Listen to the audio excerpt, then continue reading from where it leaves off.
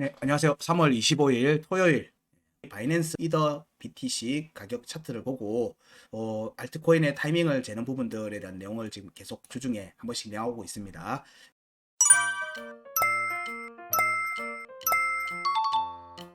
주말 동안의 움직임도 같이 살펴볼 필요가 있어서 지금 얘기를 다시 드리고 있고요. 지금 현재의 움직임을 보면은 매기평에 이 매기평을 두 번 일봉 차트입니다. 두 번 두들겼죠. 네, 그러면 세 번째 때는 돌파 현상을 봅니다. 202평이 지금 현재 하방 머리를 아래쪽으로 내리고 있기 때문에 202평이 어디쯤에 왔을 때 돌파 움직임을 이어질지를 살피는 게 우리가 봐야 되는 부분이죠. 자, 여기에 움직임들이 이때부터 하락 조정이 나왔다면 여기에 절반을 못 미쳤고 이때 절반을 두들기기만 했어요. 자, 그리고 나서 깊은 하락이 나오고 있습니다. 깊은 하락은 여기에 절반에 되돌림 절반 정도까지 나왔죠. 이런 패턴으로만 보면 여기가 유효한 반등이 나올 수 있는 지점이에요.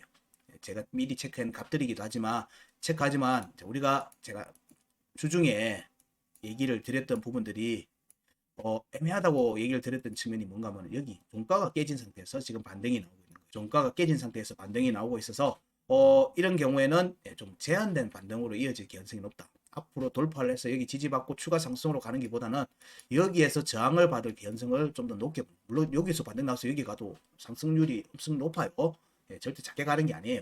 그런 측면에서 보게 되면 우리가 지금 타이밍적으로 봤을 때는 202평이 지금 현재 값을 보면 캔들로 보면 자, 여기 대충 다음 주 오늘 토요일이니까 월요일 정도쯤에 202평이랑 21년도 중요가 0.071060 여기에와 교차가 될 것 같아요. 교차 전후에서 반등 움직임이 크게 나와서 돌파 여부를 보는 거예요. 돌파 여부를 보는 거예요. 이거는 상승할 때도 마찬가지입니다. 상승할 때도 마찬가지예요. 값들에 대해서 교차 지점이 나올 때는 그 값들에 타이밍적으로 중요하게 보시라는 거예요. 대략 월요일 정도입니다. 월요일 정도. 그러면 구간이 크죠? 지금 현재 구간이 큽니다. 구간이 크기 때문에 여기로 돌파 상승으로 이어질지 여부는 좀 더 봐야 되는 측면이 있습니다. 아직은 확정적으로 볼 건 아니고 그러면 여기를 했을 때 이 타이밍에 못 가면 그 다음에 이렇게 내려오는 움직임이 이어지겠죠. 이어지는 움직임에 여기에 움직임이 왔을 때 여기를 돌파하는 움직임으로 이어질 수 있겠죠. 그러면 여기에 움직임이 대략 이런 식으로 나왔다가 돌파하는 움직임으로 이어질 가능성이 있겠죠. 그럼 대략 이때가 보면은 4월 중순이 되는 거예요. 4월 중순이 되는 겁니다. 요거 부분은 저도 뭐 확정적으로 얘기는 드리긴 애매해요. 왜냐하면 여기서 추가 하락이 나와서 얘를 더 끌어내릴 수도 있거든요. 그 부분은 뭐 후행이기 때문에 저도 이거는 뭐 맞다 안 맞다 뭐 이걸 얘기 드릴 수는 없어요. 그냥 제 의견인 거예요. 근데 이거를 이제 차트 패턴으로 계속 보면 저도 이렇게밖에 얘기를 할 수가 없어요. 차트의 캔들의 패턴이나 이걸 가지고 추론을 하면 저도 그렇게밖에 해석이 안 되는 거예요. 왜냐면 언제 갈지 나도 모르니까. 언제 갈지 나도 모르니까. 그렇게밖에 얘기를 할 수가 없어요. 근데 지금 현재 보면 여기 한 번, 두 번, 종가를 형성 못한 게 좀 아쉽죠. 됐으니까 여기 202평을 세 번째 공략할 때는 돌파 개연성을 본다. 자, 요거까지만 체크하는 거예요. 여기까지만 체크해야 되는 거예요. 그럼 반등세가 이어질 경우에 202평을 갔을 때 우리는 뭘 보죠? 돌파 개연성을 보는 거예요. 이 스탠스가 차이가 있다는 거예요. 여기를 통해서 우리는 알 수 있는 거는 세 번째 공략할 때는 돌파 개연성을 보자. 그게 값이 얼마든 간에. 여기까지로 이 내용은 본 걸로 끝. 그 다음에 우리가 중요하게 보는 건 여기 값에 대한 부분인 거예요. 여기 값에 대한 부분이에요. 그럼 0.071 여기는 한 번도 바로 급락했죠. 바로 급락해서 여기 되돌림이 안 나왔어요. 그럼 여기 값은 뭐다? 돌파 가능성. 자, 여기는 양봉이 나와서 꼬리를 만들었죠. 그러면서 두 번째 될 수 있으니까 두 번째 저항이 먼저 나오겠죠. 두 번째 저항이 먼저 나옵니다. 여기는. 그리고 여기는 깨졌어요. 지지가 깨졌고 위로 올라갔다가 그 다음 음봉으로 여기를 종가 지지했어요. 그래서 여기서 반등이 나올 수 있겠네라는 관점을 보는 거예요. 터치도 안 했으면 얘는 여기 갔다가 여기 높은 확률로 다시 돌아올 가능성을 같이 봐요. 물론 여기가 깨졌기 때문에 여기 다시 언젠가는 다시 올 가능성을 같이 봐요. 아예 안 깨졌으면 모르지만. 그래서 이 값이 언제 확정적 그걸로 나올지 모르겠지만 자 여기가 자, 보통 여기 0.662 그 다음에 0.059 여기에서의 종가 지지 반등이 나올 경우에 상단 변곡점으로 이어서 가는 경우들이 많습니다. 물론 여기 중요값에 대한 돌파가 우선돼야 되죠. 우선돼야 되는 거예요. 여기의 값들은 여기에 대한 되돌림으로 움직이기 위한 지지 발판의 역할을 해요. 여기 두 값은. 근데 구간 여기 구간 끝을 확정적으로 봤죠. 여기 구간 끝을 확정적으로 확인했어요. 이미 볼까요? 계속 중복되는데도 제가 계속 얘기 드리는 거는 그때 놓치신 분들이 많으니까. 자, 여기에 음봉 꼬리로 여기는 확정적 종가 지지를 완료했습니다. 여기 완료했어요. 여기 완료했다는 얘기는 구간이 여기 완료는 여기에 대한 구간으로 이어집니다. 여기에 대한 구간 이어졌죠. 차트 보고 얘기 드린 게 아니고 구간이 그렇게 형성이 된다니까. 구간이 그렇게 형성되기 때문에 여기서 가는 기간 동안 내가 뭐 참느냐, 그건 그건 이제 트레이더의 성향하고 상관이 있는 거기 때문에 그건 제가 뭐라 할 수 없어요. 구간이 열린다는 차트의 기술적 분석으로만 얘기 드리는 거예요. 여기에 확정적 지지는 여기에 지지 공략으로 이어지는 구간이 나옵니다. 근데 거기 구간의 절반 구간에 있는 중요값들 공략이 종가로 공략하는 움직임이 이어지고 나면은 확정적으로 여기로 가버리는 거예요. 근데 그게 안 된다. 여기에 가서 종가를 못 만들었어요. 그러면 여기에 우리는 절반의 값에 대한 지지 테스트를 먼저 보는 거예요. 그 절반이 대략 여기가 되죠. 0.0664. 664. 근데 여기가 깨졌어요. 깨지고 되돌림이 한 번 나왔어요. 되돌림이 한 번 나왔어요. 그럼 여기 되돌림이 두 번째 나올 수 있는 자리라는 얘기죠. 그게 언제가 됐든. 그럼 어디서 지지를 받는지를 보는 거예요. 그럼 이때 나왔던 구간에서 보면은 자, 여기가 하단 병곡이에요. 하단 병곡. 이 하단 병곡 값을 깨고 올라갔다가 또 깨고 올라갔다가 깨고는 그냥 갔어요. 그럼 여기에 흔적을 남길 개연성을 염두에 두고 보는 거예요. 중장기적으로. 중장기적인 차트 움직임에서는 그래요. 여기에 꼬리를 치고 올라갈 개연성을 염두에 둔다. 가능한 값에 대한 내용인 거예요. 그 다음에 여기에 대한 부분.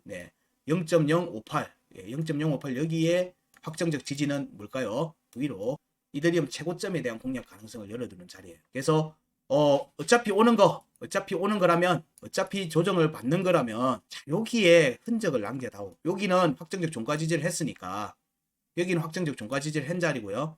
그 다음에 여기도 2018년 여기도 음봉 꼬리가 딱 형성되면서 확정적 종가 지지를 한 자리예요.